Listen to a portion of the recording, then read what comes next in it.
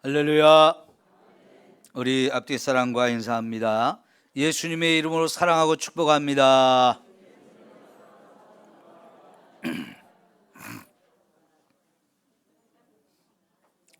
우리 코로나 시대에 거리 두기를 하느라고 한 의자에 두 분씩만 앉고 그랬었는데요. 이제는 여러분들이 한 의자에 세 분, 네 분씩 이렇게 앉을 수 있도록 안쪽에서부터 앉아주시면 좋겠는데요.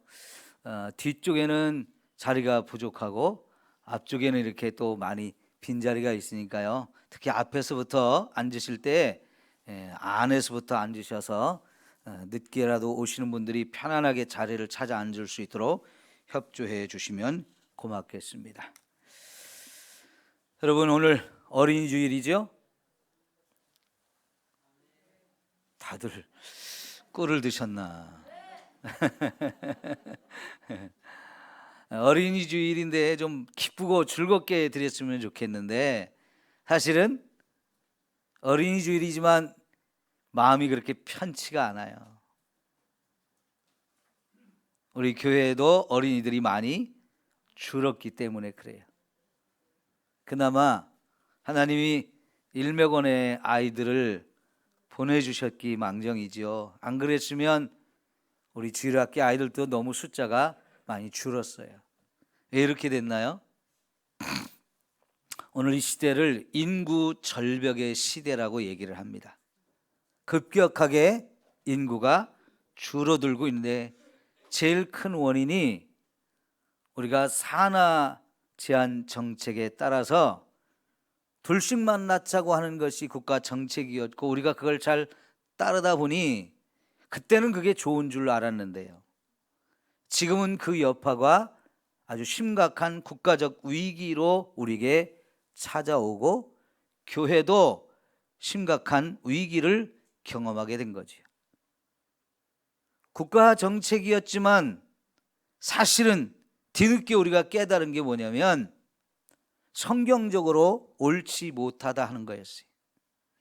하나님은 우리 인간을 만들면서 생육하고 번성하라 그러셨는데, 이 생육하고 번성하라고 하는 이 축복의 원리를 위반하는 쪽으로 우리가 정책을 썼는데, 그거를 제대로 그게 잘못된 정책이라는 걸 우리가 깨닫지 못하고 무조건 받아들이고 무조건 순종하는 결과 이렇게 인구 절벽을 경험하게 되어지는 거지요. 사실 우리 교회에 학생의 예배도 지금 없고요, 청년 예배도 따로 없습니다. 이만큼 우리는 지금 모든 면에서 심각한 위기를 경험하고 있는데요. 지난날에 이런 모습들을 우리가 좀 회개를 하면서 이제부터라도 더 열심히 전도해서 어린 아이들도 믿음으로 어렸을 때 잘 양육해야 되겠다 하는 거예요.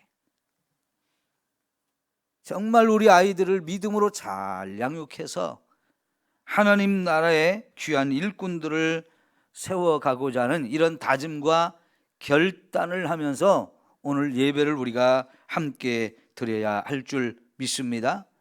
있는 아이들은 더더욱 하나님 말씀으로 잘 양육해서 이 아이들이 평생 믿음을 가지고 살 수 있도록 우리가 잘 인도해 줘야 된다 하는 이런 마음을 가져야 하는데요. 그래야 우리 삼성교회도 미래가 있는 것이고 하나님 나라에도 미래가 있는 것입니다. 앞으로 우리 더더욱 우리 아이들 믿음으로 잘 양육하는데 우리가 좀 최선을 온 교회적으로 같이 힘을 모으고 뜻을 모아야 할 줄 믿습니다. 신앙교육은 빠를수록 좋습니다. 성경에 보면 태중에서부터 자녀들을 신앙교육한 사람들이 많이 나와요. 이미 태중에서도 아이들을 교육할 수 있다고 하는 것을 심리학자들도 일찍 깨닫고요. 그래서 태교 얼마나 중요한지 굉장히 강조를 많이 하는 시대에 우리가 살고 있는데요. 더더욱 저와 여러분들은 이 신앙교육을 좀 어려서부터 잘 해야 할 줄 믿습니다. 예수님도요, 잉태하자마자 어머니가 세례 요한을 잉태한 분을 찾아갔을 때 복중에 있는 아이들이 서로 알아보고 기뻐 뛰놀았다고 그랬고요. 그 어린 아이들도 부모가 성령 충만하니까 태중에 있는 아이들도 성령 충만했다 그랬어요. 이게 바로 신앙교육이 어려서부터 태중에서부터 하는 것이 얼마나 중요한 것인지를 우리가 이해할 수 있게 되는 건데요. 여러분, 우리가 전도를 해보면 어른들 전도하기가 이게 보통 어려운 게 아니에요. 나이를 먹어서 전도하려니까 점점 더 어려워져요. 왜 그런가요? 하나님 말씀을 듣기 전에 이 세상에 수없이 많은 얘기를 들어서 그 머릿속을 탁 채우고 있다 보니까요, 여러분, 하나님 말씀이 들어가지를 않아요. 자기들이 먼저 세상 것을 배운 것을 가지고 하나님 말씀을 틀렸다, 잘못됐다 이런 판단을 하면서 하나님도 거부하게 되고 하나님 말씀을 듣지 않으려고 하는 이 고집과 교만함이 사람들 마음속에 탁 자리를 잡고 있다 보니까요, 이게 신앙생활이 정말 어려워요.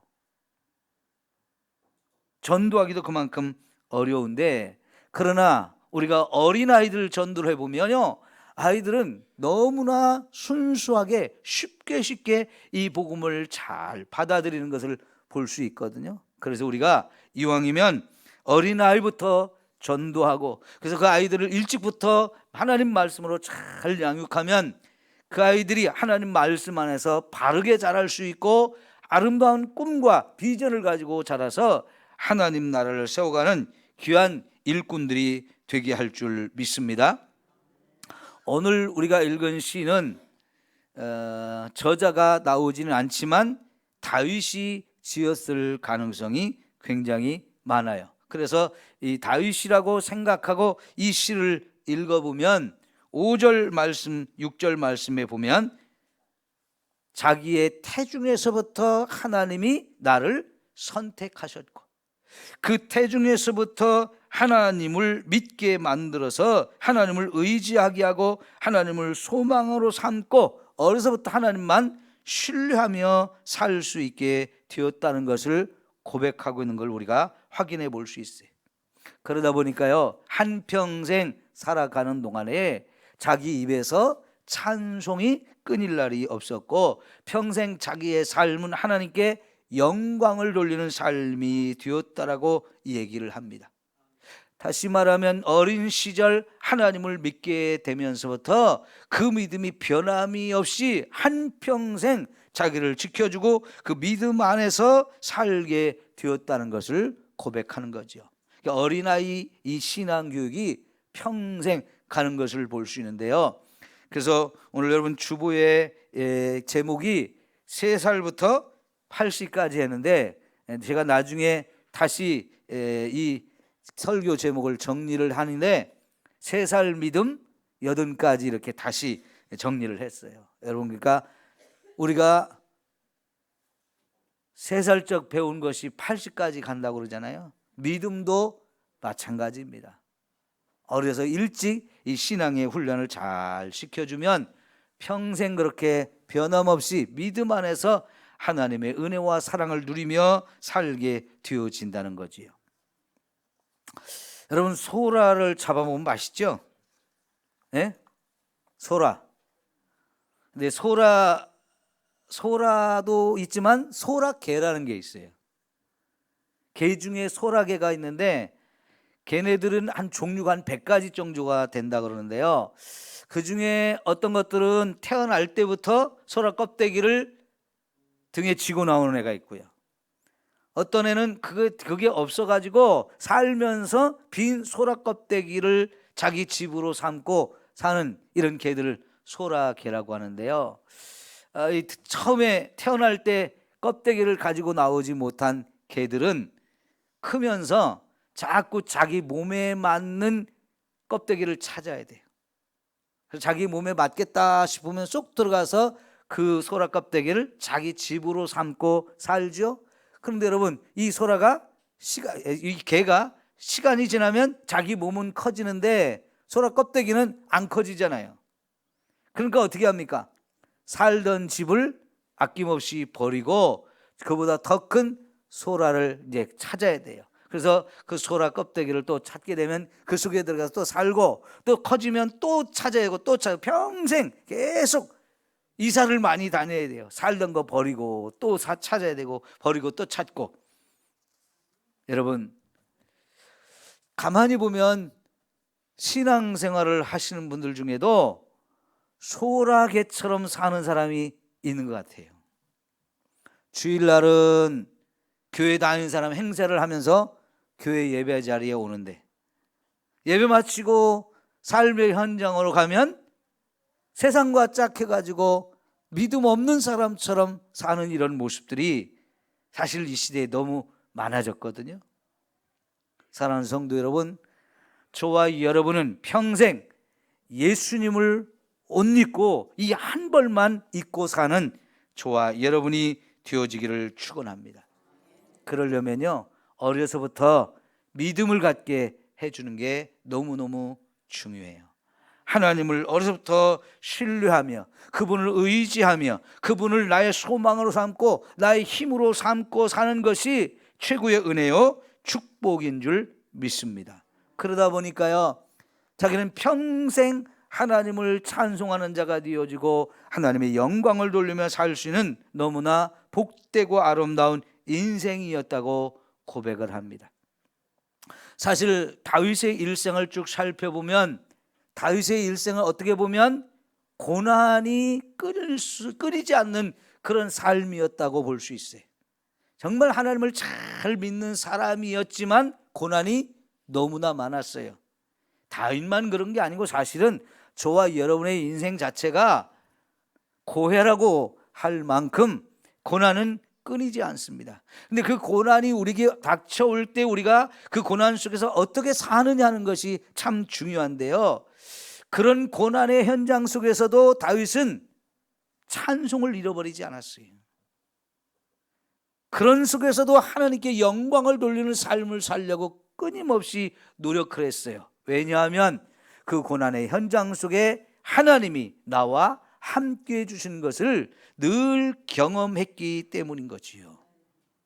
이렇게 믿음은요, 우리 평생 살아가는데 제일 큰 힘이 되어지고 우리를 그 어떤 고난에서도 넘어지지 않게 하시고 오히려 이길 수 있는 이 아름다운 은혜를 주시기 때문인 거지요.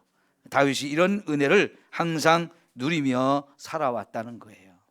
특별히 오늘 이 시편 71편을 쓰게 된 배경 속에는 다윗이 나이를 많이 먹어서 이제 늙은 몸이 되었는데, 그 늙었을 때도 고난이 찾아왔는데요, 아들들이 반역을 했어요.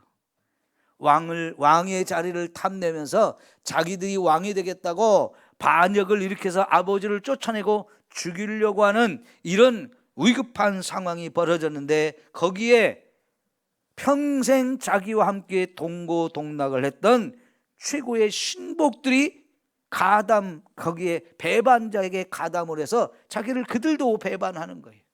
그러다 보니까 여러분, 사람에 대한 신뢰관계가 다 깨지죠.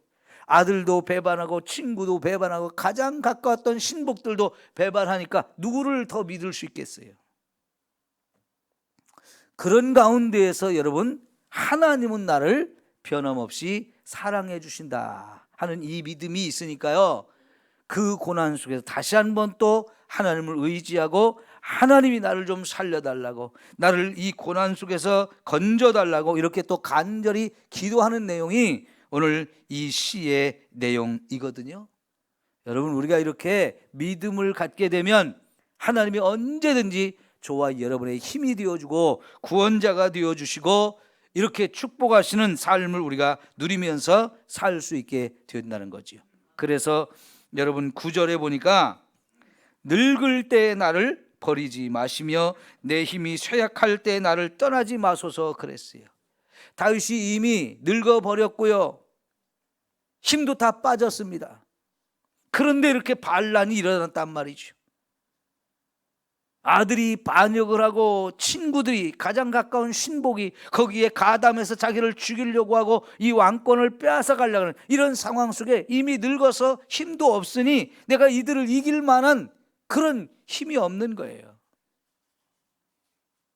그때 하나님을 생각하면서, 하나님, 나 늙었다고 버리지 마세요. 나 힘이 없는데 이럴 때 나를 좀 떠나지 마시고 이런 위기와 이런 고난 속에서 나를 좀 다시 한번 건져주십시오 라고 이렇게 하나님께 기도하는 것은 내가 살아오던 평생에 하나님이 나의 구원자가 되어주셨기 때문에 그죠. 그동안도 많은 위기와 어려움들을 겪었지만 그때마다 하나님은 나의 편이 되어주시고 나의 힘이 되어주시며 나를 구원하시고 건져주시는 이런 은혜를 누려왔기 때문에 여전히 그 하나님이 나를 지켜줄 거다, 나를 보호하시고 이걸 또 이기게 해줄 것이다라는 이런 확신이 있기 때문에 나 늙었지만 하나님, 나 좀 떠나지 마시고 버리지 마옵소서라고 기도하고 있는 거지요. 여러분, 늙어서도 변치 않는 좋은 친구가 있다는 거 큰 축복이거든요. 그러죠? 여러분이 한 해 한 해 가면서 그게 더 실감나게 느껴지죠? 그런데 그렇게 좋은 친구들도 하나씩 둘씩 다 떠나가는 게 늙어가는 거예요. 그러나 여러분, 하나님은 여전히 저와 여러분을 떠나지 않습니다. 그 하나님이 계시다는 것, 그것만으로도 저와 여러분에게는 엄청난 힘이 되고 위로가 되고 소망이 되어줄 수 있는 거지요.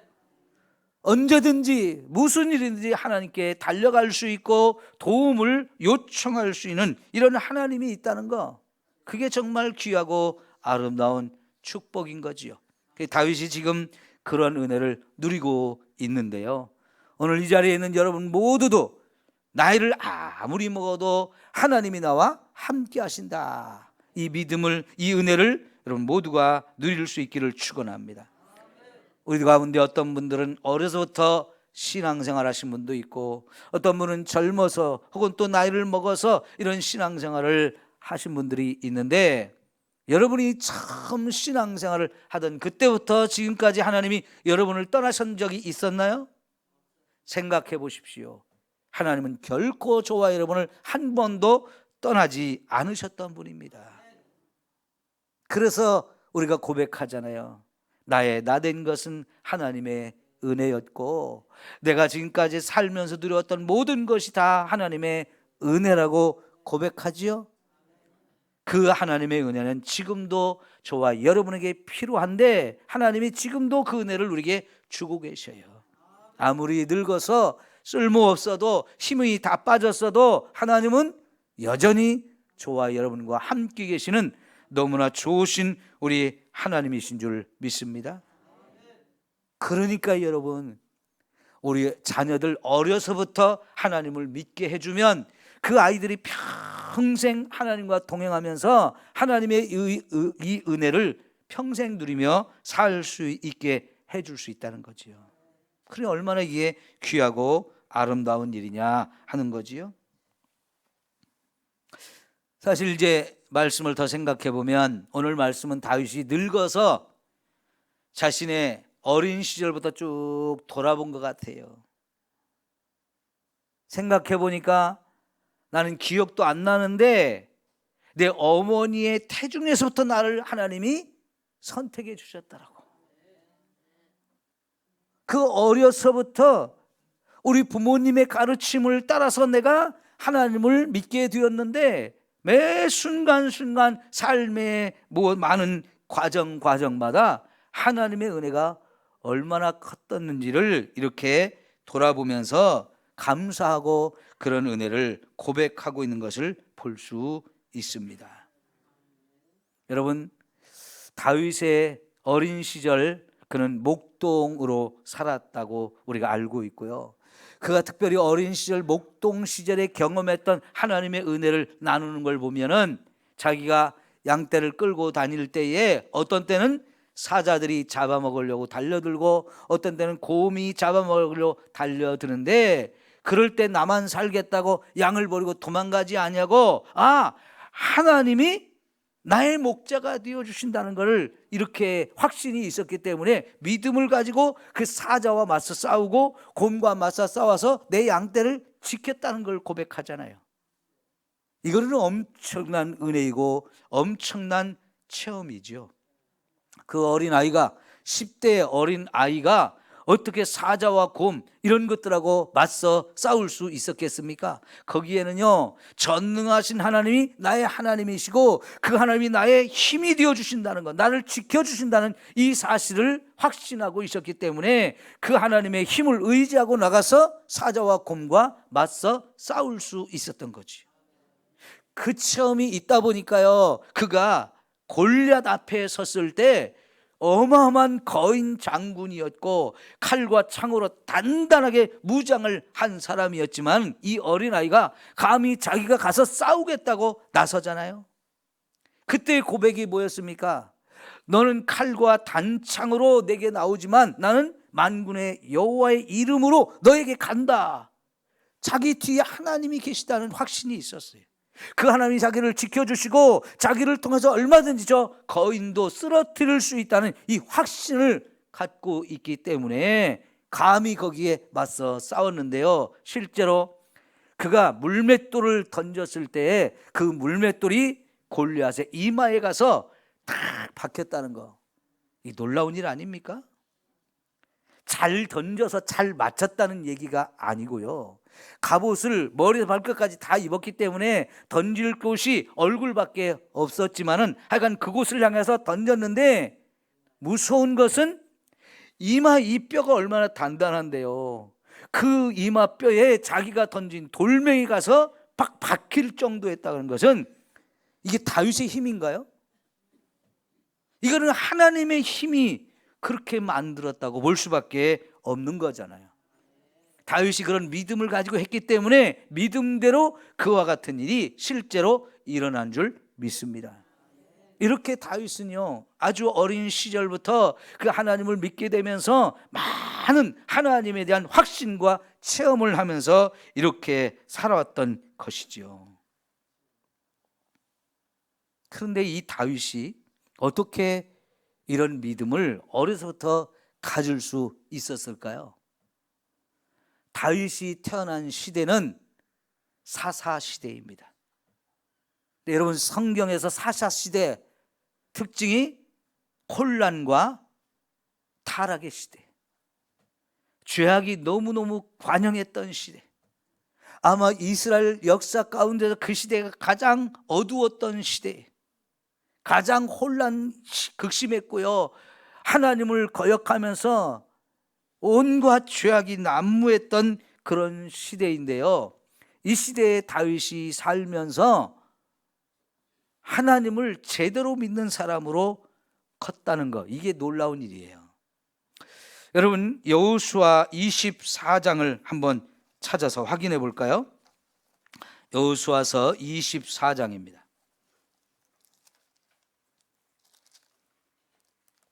31절. 여호수아 24장 31절. 성경 못 찾으신 분들은 앞에 화면을 보십시오. 다 같이 한번 읽습니다. 시작. 이스라엘이 여호수아가 사는 날 동안과 여호수아 뒤에 생존한 장로들 곧 여호와께서 이스라엘을 위하여 행하신 모든 일을 아는 자들이 사는 날 동안 여호와를 섬겼더라. 자, 이제 여호수아서가 끝나는 상황인데요, 여호수아가 이제 죽었다는 얘기를 하고 나서 바로 하는 얘기가 뭐냐면, 여호수아가 살아 있었던 동안에, 그리고 그 여호수아와 함께 이스라엘 백성들을 이끌었던 장로들이 살아 있을 동안, 그걸 다시 표현하기를 그 시대의 사람들은 모두가 하나님을 알고 있었다는 거예요. 특별히 하나님께서 이스라엘 백성들을 저 애굽의 땅에서부터 구원하시고 광야로 인도하시고 이 가나안 땅까지 인도해서 이 가나안 땅에 살던 사람들을 쫓아내고 그들을 전멸시키고 그들에게 이 땅을 주어서 하나님의 나라를 세우게 된 이 모든 과정, 하나님이 하신 일을 다 기억하고 알고 있는 사람들, 그들이 사는 동안에는 하나님을 잘 섬겼다는 거예요. 근데 문구가 좀 이상하잖아요. 여러분 뭘 느껴요? 이 이야기는 그들이 죽은 다음에는 뭔가 상황이 달라졌다는 얘기를 하고 있는 거예요. 그들이 살 동안에는 하나님을 잘 섬겼다는 거예요. 그래서 여러분 이제 사사기로 넘어가셔서 사사기 2장 10절 볼게요. 사사기 2장 10절 말씀 같이 읽습니다. 시작. 그 세대의 사람도 다 그 조상들에게 돌아갔고 그 후에 일어난 다른 세대는 여호와를 알지 못하며 여호와께서 이스라엘 위하여 행하신 일도 알지 못하였더라. 이스라엘 자손이 여호와의 목전에 악을 행하여 바알들을 섬기며 애굽 땅에서 그들을 인도하여 내신 그들의 조상들의 하나님 여호와를 버리고 다른 신들 곧 그들 주위에 있는 백성의 신들을 따라 그들에게 절하여 여호와를 진노하게 하였으되. 자, 여호수아와 그 시대 사람들이 다 죽고 이제 다음 세대가 일어났어요. 그런데 여호수아와 함께 살았던 그 시대 사람들은 하나님도 알고 하나님의 행하신 그 일도 다 알았기 때문에 하나님을 잘 섬겼다는 거예요. 근데 세월이 흘러서 이제 그들이 다 죽고 다음 세대들이 이제 세상을 살아가는데 그들은 하나님을 알지 못했다는 거예요.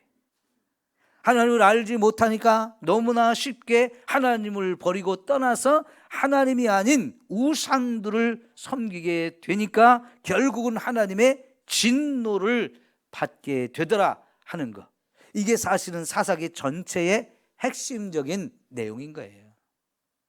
왜 이렇게 사사시대가 어둡고 죄악이 관영하고 혼란의 시대였느냐? 그 시대 사람들이 하나님을 몰랐다는 겁니다. 왜 몰랐을까요? 왜 모른 거예요? 그들의 부모가 자녀들에게 하나님을 전해주지 못했던 거예요. 자녀들에게 신앙을 전수해서 그 자녀들이 이 하나님을 잘 섬기며 믿음으로 살 수 있도록 제대로 양육하지 못했기 때문에 그들은 하나님을 잊어버렸어요. 하나님이 그들에게 베풀어주는 엄청난 사랑과 은혜들도 다 잊어버렸어요. 그러다 보니까 너무나 쉽게 하나님을 떠나고 우상을 섬기다 결국은 이 사사시대의 그 혼란과 죄악이 난무한 시대가 되었다는 이야기죠. 오늘 이 시대에는 이런 일이 없을까요? 우리도 정신 차리지 아니하면, 우리 자녀들에게 이렇게 신앙을 제대로 전수해 주지 아니하면 우리 자녀들도 결국은 이 사사시대와 같은 경험을 할 수밖에 없게 된다는 얘기죠. 그래서 하나님은 신명기 6장에서 엄청나게 강조했어요. 이제 집에 앉았을 때든지 누웠을 때든지 집에서 밖으로 나가서 함께 밖으로 나가서 할 일을 하거나 길을 걸어갈 때든지 언제나 자녀들에게 하나님의 말씀을 끊임없이 가르치라고 말씀을 하셔요. 그게 부모의 가장 중요한 의무이고, 그렇게 해야 신앙이 자녀들에게 전수될 수 있는 것이고 그 자녀들도 믿음으로 하나님을 알고 섬기며 살 수 있게 되어진다는 거죠. 그런데 그 일을 사사시대 사람들이 잊어버렸어요. 자녀들에게 신앙을 전수하는 걸 잊어버리니까 그들은 너무나 쉽게 타락해버린 거죠. 온갖 죄악이 난무하는 것이 사사시대거든요. 너무나 부끄럽고 너무나 수치스러운 일들이 많이 했어요. 주변에 있는 나라들이 이 이스라엘을 그냥 두지를 않았어요. 이쪽에서 저쪽에서 사방에서 쳐들어와서 있는 재산 다 뺏어가지요, 사람 잡아가서 종으로 삼지요, 죽이지요. 남는 것이 없는 거예요. 그래서 부르짖어 가지고 하나님 우리 좀 살려주세요 하면서 그때서야 하나님을 찾을 때 하나님 그래도 불쌍해서 알았다 하면서 사사들을 일으켜서 그들의 적을 물리치고 다시 평화를 주면 언제 그랬느냐는 듯이 다시 하나님 떠나고 배반하면서 우상 숭배하기가 바빴어요. 그런 혼란을 350년을 지나게 되는데 그런 시대에 다윗이 태어났는데요, 이 다윗은 다른 부모들과 다른 부모를 만났어요. 다른 부모들은 자녀들에게 하나님을 가르치지 않고 신앙을 제대로 세워주지 못했는데 다윗은 너무나 좋은 부모를 만나서 열심히 자녀들을 가정에서부터 믿음으로 양육을 하다 보니까 다윗과 같은 훌륭한 일꾼이 세워질 수 있었던 거지. 그 증거가 뭐냐? 룻기입니다. 룻기. 여러분, 룻기는 다윗의 조상들이 어떤 조상들이었는지를 우리에게 가르쳐 주는데 거기 나오는 주인공이 보아스와 룻이 나오잖아요. 이 보아스라는 사람이 룻의 가정에 남자들이 다 죽고 과부들만 셋만 남은 집안이었는데요, 대가 끊겨버렸어요. 그런데 하나님께서는 이런 가정을 위해서 율법을 가르쳐 준 게 뭐냐면 기업 물을 책임이 있다고 하는 이 율법을 주셨어요. 가난해져서 땅을 하나님 주신 땅을 다 팔고 다시 재기할 수 없는 사람들, 이런 사람들을 위해서 팔아먹은 땅을 가장 가까운 형제나 친척들이 그걸 다시 사주어서 경제적으로 다시 회복할 수 있는 기회를 주라는 것. 혹은 이렇게 이 가정처럼 대가 끊겼을 때 그 남은 과부들을 데려다가 자기 아내로 삼고 그래서 거기서 대를 이어갈 수 있도록 이런 책임을 지라고 하나님이 율법을 정했는데요, 사실 이거는 엄청난 부담이 가는 말씀이었어요.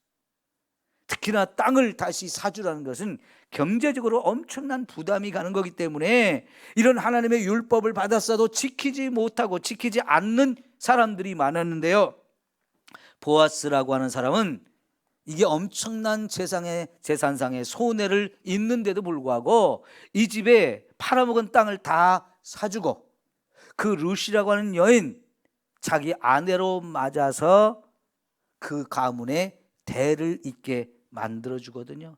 이 보아스와 룻이 다윗의 증조 할아버지, 증조 할머니예요. 그러니까 그 보아스라는 사람은 하나님의 말씀을 정말 소중하게 여기고 그 말씀을 지키는데 최선을 다했던 사람이에요. 남들은 안 하겠다 못하겠다고 하는데도 불구하고 그 하나님 말씀을 목숨같이 여기면서 그 말씀을 철저하게 지키던 사람이고, 그래서 하나님이 그 가정에 자식들을 주었을 때 얼마나 말씀으로 양육하려고 노력했겠습니까? 그 결과 다윗이 어려서부터 하나님을 알게 되고 그 하나님의 은혜를 누리며 살게 되었는데 그 은혜를 평생 누리게 되더라 하는 거예요. 여러분, 우리의 자녀들을 이렇게 믿음으로 가르치고 양육한다는 것은 정말 이런 엄청난 축복을 자녀들에게 물려줄 수 있는 거지요. 다윗이 이렇게 나이를 먹어서 아주 어린 시절부터 하나님의 은혜를 누리며 살았던 여러 가지들을 추억을 떠올렸을 거예요. 여러분 생각해 보십시오. 특별히 여러분이 어려서부터 신앙생활을 하신 분들은 많은 추억이 하나님과 관계되어 있고 교회와 관계되어 있는 추억들이 정말 많을 거예요. 근데 그런 추억들이 한결같이 생각해 보면 너무너무 감사하고 또 힘이 되어주고 내 믿음을 지금도 계속해서 불릴듯 일어나게 하는 너무나 멋지고 아름다운 추억이 아닙니까? 저도 이렇게 생각해 보면요, 어린 시절 형이나 동생의 그리고 어머니의 손을 잡고 친구들의 손을 잡고 교회를 오고 가던 추억이 참 많이 떠오르요. 오고 가다가 산딸기 따먹은 것도 재미있었고요, 친구들과 막 까불고 놀면서 오고 가던 그 길들이 눈에 선합니다. 그리고 교회 가서 선생님들과 친구들과 이렇게 예배도 드리고 반으로 나누어서 성경을 공부하고 하면서 외웠던 성경 말씀들, 그 찬송 시간에 불렀던 어린 시절 찬송가들 지금도 생생하게 기억나는 게 너무나 많아요. 오늘 불렀던 찬송가 중에 주의 발자취를 따름이, 이 찬송가도 그 어린 시절에 불렀던 찬송가 중에 하나예요. 그런 찬송들이, 그런 말씀들이 지금도 제 안에 굉장히 많이 들어있는데요, 이게 저에게 엄청난 영적인 힘을 줘요. 지금도 그걸 떠오르면서 그때 찬송을 불러보면 가사가 너무 좋고 또 은혜가 되고 아름다워서 지금도 그때 그런 기억들이 저에게 엄청난 힘을 주고 있다는 거죠. 제가 목사가 된 것도 중학교 1학년 때 부흥회에서 엄청난 회개의 체험을 하면서 그때 하나님께 서원한 것이 저를 목사가 되게 했고요, 평생 이렇게 살게 만들어 주었거든요. 중고등학교 시절에는 더 많은 추억들이 있어요. 함께 신앙생활하던 친구들과 밤이고 낮이고 같이 다니면서 많은 일을 함께 했던 것들이 정말 너무나 아름다운 추억이 많거든요. 이런 추억들이 있기에 지금도 제가 하나님의 일꾼으로서 이렇게 사명을 감당하며 제 신앙을 지켜가는데 엄청난 자산이고 힘이 되어져요. 우리 성도님들의 자녀들도 아주 어린 시절부터 교회에서 신앙생활을 했던 이런 자녀들이 많이 있을 겁니다. 그런데 어느덧 이제 하나님 떠나서 하나님 앞에 지금 나오지 못하고 하는 그런 자녀들이 꽤 있는 걸로 알고 있는데요, 그것 때문에 여러분이 마음이 아프고 오랜 시간 기도를 해왔을 텐데, 하나님이 그 어린 시절 그들이 교회에서 자라면서 들었던 말씀들과 불렀던 찬송들과 또 선생님들과 친구들과 함께 어울리면서 했던 많은 일들을 통해서 반드시 그들의 마음을 움직이고 다시 돌아오게 하실 것을 저는 확신합니다. 그것은 잊을 수가 없거든요. 제가 가끔 우리 성도님들 가정에 가서 이렇게 예배를 드리다가 지금은 교회를 나오지 않지만 같이 그 자녀들이 저하고 예배를 드리면서 예전에 학생의 시절에, 어린 시절에 교회에서 이렇게 했던 일들, 들었던 것들, 경험했던 것들, 혹은 같이 찬양을 하고 뭐 축제를 하고 했던 것들, 이렇게 얘기를 하면서요, 이렇게 옛날 교회에서 있었던 추억들을 주고받을 때가 있어요. 지금은 그들이 교회를 안 나오지만 그런 기억들이 그들 속에 생생하게 남아있거든요. 그것이 하나님께서 그들을 조금만 건드리시면 하나님 앞에 달려나오게 하는 놀라운 기회가 되어질 줄 믿습니다. 여러분, 그러니까 여러분 자녀들을 위해서 기도하는 거 여러분 쉬지 마십시오.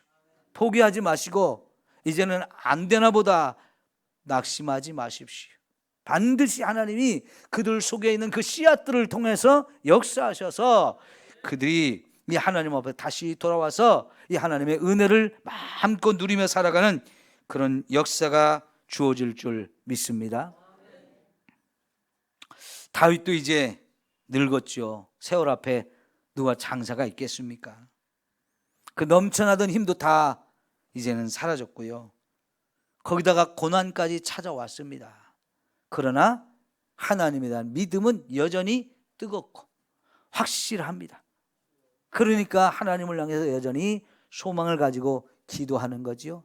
나를 늙었다고 버리지 마시고 힘이 빠졌다고 나를 떠나지 말아 달라고. 예, 그렇게 기도할 수 있는 하나님이 있다는 거, 그것만으로도 우리는 엄청난 은혜이고 축복입니다. 이런 기도를 하나님이 결코 외면하지 아니하시고요, 이 다윗의 기도를 하나님이 응답해 주십니다. 그 은혜로 인하여서 다윗은 이제 다시 하나님 그 반역자들을 다 물리치고 다시 왕궁으로 돌아올 수 있었고요. 그래서 이런 시를 쓰면서 하나님을 또 찬양하는 거예요. 예? 오늘 우리들 세상 끝날까지 하나님이 저와 여러분을 떠나지 않을 줄 믿습니다. 나의 일생 다 할 때까지 하나님은 내 친구가 되어주시고 나의 구원자가 되어주시고 나의 의지할 분이 되어주십니다. 이런 은혜를 우리 어린 자녀들부터 누리게 해주면 이 자녀들도 평생 그런 은혜를 누리게 해줄 수 있다 하는 거지요. 네, 여러분, 이 5월달, 지난주에 제가 뭐라고 했어요? 5월달 가족 총동원 달로 우리 선포하고 우리 가족들을 하나님 앞으로 인도하는 일을 좀 열심히 해보자 말씀을 드렸어요. 여러분이 기도하면서 어린이 주일에 또 어버이 주일에 오고 가면서 여러분 자녀들과 함께하는 시간을 가질 때마다 내가 너를 위해서 기도하고 있는데 이제는 그 기도가 응답될 때가 되지 않았느냐고 자꾸 권면하면서 같이 예배 자리로 오셔서 여러분의 가정이 정말 믿음의 축복의 가문으로 아름답게 세워지기를 축원합니다. 우리 기도합니다.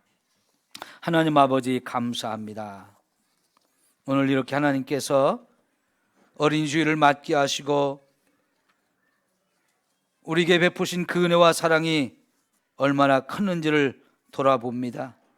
이런 은혜를 우리 아이들도 어려서부터 누릴 수 있도록 우리가 어린이 열심히 사랑하고 전도하고 믿음으로 잘 양육할 수 있게 하시고 우리 이게 어린 시절 이렇게 신앙생활을 하다가 어느덧 세상으로 떠나갔던 우리의 자녀들 다 돌아오는 역사가 있게 하여 주옵소서. 더디하지 마시고 속히 하여 주시옵소서. 예수님의 이름으로 기도하옵나이다. 아멘. 이제